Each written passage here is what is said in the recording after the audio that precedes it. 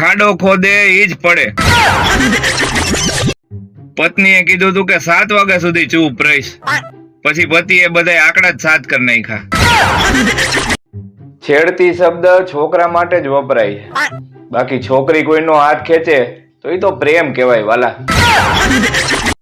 તો મારા ઇન્સ્ટાગ્રામ વાળા મિત્રોને ખાસ ઈ પૂછવું હતું કે આ ઇન્સ્ટાગ્રામ ઈ કેટલા ગ્રામનું હોય છે.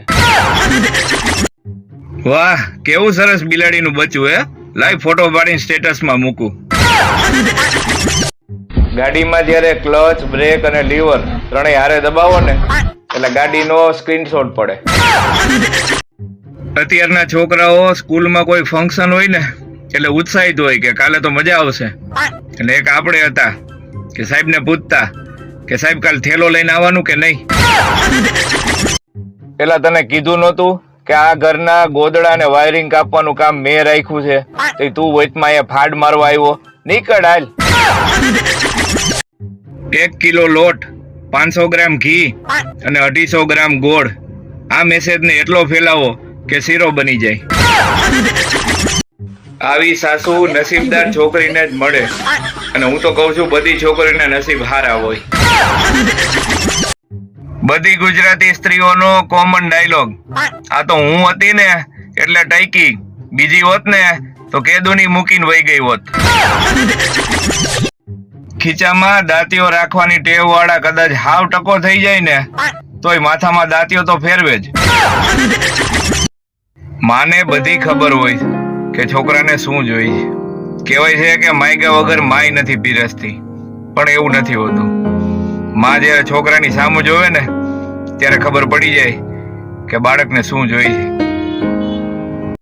ઘરવાળો ગમે એટલો ભણેલો હોય કે ગમે એટલા ઊંચા હોદ્દા ઉપર હોય, પણ પત્ની એકવાર કહી દે કે તમને ખબર ન પડે, વાત થઈ ગઈ પૂરી.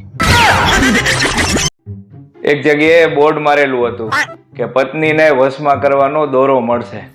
પછી ભાઈ જે લાઈન થઈ છે, આજે થોડુંક વધારે જમાઈ ગયું છે, પેટમાંય ગડબડ છે, ઇમરજન્સી જેવું છે, અને આ ગાડીનો દરવાજો ખુલતો નથી. સારું, બધાને કહેતો જાવ, આમ જાઉં છું. મહિલાઓ મહેંદી મૂકતી વખતે હથેળીમાં પતિનું નામ એટલા માટે લખે છે કારણ કે એનો પતિ કાયમ માટે એની મુઠ્ઠી મારીએ. બાજુવાળા ડોસીમાને બુલેટ ઉપર બેહાડી અને દવા લેવા લઈ ગયો હતો. તે કોકે ફોટો પાડીને વાયરલ કરી દીધો અને નીચે લખ્યું કે પ્રેમ કરવાની કોઈ ઉંમર ન હોય વાલા. પ્રી વેડિંગ ફોટોશૂટમાં તો બધું સારું સારું જ દેખાય. સાચી હકીકત તો પોસ્ટ વેડિંગ ફોટોશૂટ કરાવો ને ત્યારે જ આવે. હું તો કઉ છું આ રસગુલ્લાની રસમ બધાએ કરવા જેવી છે. એના ઉપરથી ઈ ખબર પડે કે બાઈ ખાઉધરી છે કે નહીં. કોઈ માણસ આપણા વખાણ કરવા માંડે, આપણને એવું લાગે કે આપણને તેડીને ફેરવે છે, એટલે સમજી લેવું કે આપણને ચક્રે ચડાવવાના છે. આ વ્યક્તિ જ્યારે વોટર પાર્કમાં નાતો હોય છે અને પાણીમાં હોવા છતાં એ વોટર પાર્ક વાળાને પૂછે છે કે વોશરૂમ ક્યાં છે, ત્યારે આવા વ્યક્તિનું વોટર પાર્ક વાળા પણ સન્માન કરે છે. ઘરે કામ કરવા માટે કામવાળી રાખે અને બહાર પૈસા ભરી અને કસરત કરવા જાય. ઈ અત્યારની બાયુ હો. બાયુ, કોકની દુકાન વિખાવતા પહેલા આ વિડીયો જોઈ લેજો. આ બેને આખી દુકાન વિખાવી નાખી, પછી કે મારે કાંઈ નથી લેવું.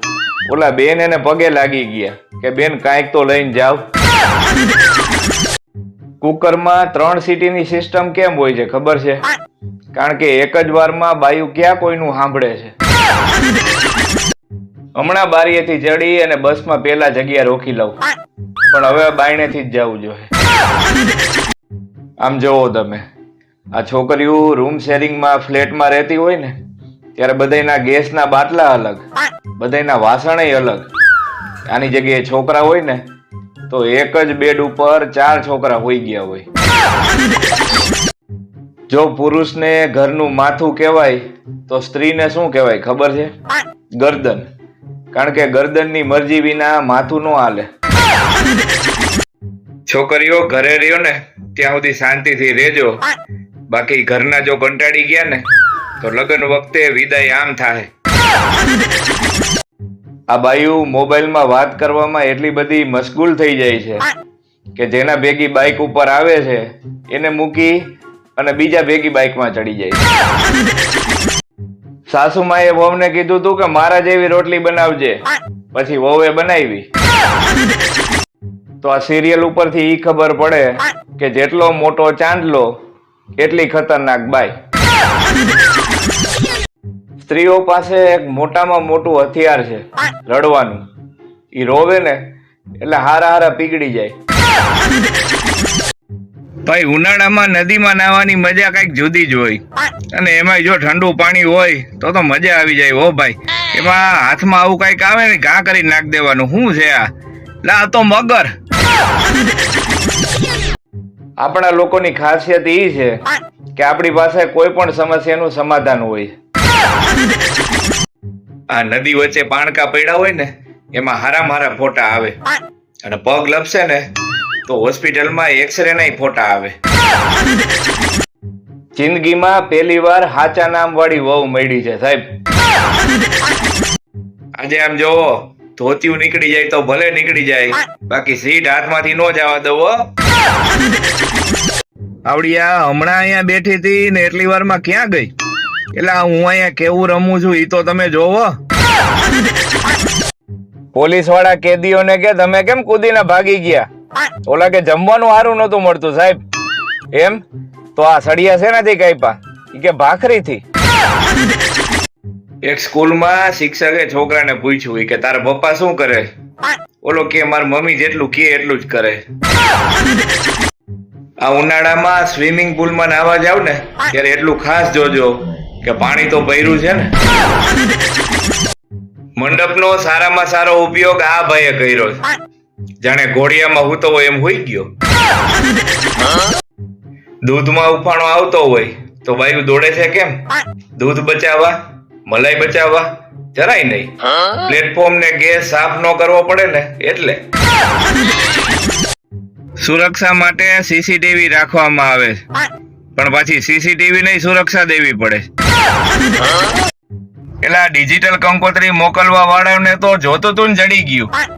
એક તો કંકોત્રીનો ફોટો મોકલી દે અને નીચે લખ્યું હોય કે મેસેજ વાંચીને ઓકે આપો. ભાઈ તમે કંકોત્રી રૂબરૂ નો દેવા આવો એનોય વાંધો નહીં, ટપાલમાં નો મોકલી દો એનોય વાંધો નહીં, પણ એક ફોનય તમારાથી નથી થતો. આમંત્રણ તો ભાવના હોય, હરખના તેડા હોય. એટલે મિત્રો હવે જ્યારે તમને આવો મેસેજ આવે તો જવામાં જરૂર વિચાર કરજો. બીજા દેશમાં છોકરાઓને હાવ પોલા પોલા હાથે નવડાવે. એટલે એમ ન હોય, આવી રીતે છોકરાઓને ઘહી ઘહી નવડાવવાના હોય. આ દેશી ઘીનો પાવર છે ભાઈ, કુરકુરામાંથી આ નો મળે. મોબાઈલ ઘરે મૂકીને બહાર નીકળીએ ને તો એવું લાગે કે શરીર જ સાથે છે, આત્મા તો ઘરે પડી રહી. તો મિત્રો માર્કેટમાં નવા હેલિકોપ્ટર ગરબા આવી ગયા છે. કહેવાય છે કે એક હાથે દાન કરીને તો બીજા હાથને ખબર ન પડવી જોઈએ, પણ અહીંયા તો જે માણસ પાસેથી દાન લેવાય છે એને પાછું દેવાય. Ititi tuti, ititi hati, itata tutula pialita. હવે અહીંયા આપણી બુદ્ધિ જોઈ લ્યો. જે ગ્લાસ પહેલેથી ઠંડો જ છે એને પકડવા માટે હેન્ડલ છે, અને જે ચાની પ્યાલી ગરમ છે એને પકડવા માટે કાંઈ નહીં. વાહ. તો મિત્રો વાગી ઢોલ કહેવાય અને માથામાં પડે એને ધોલ કહેવાય.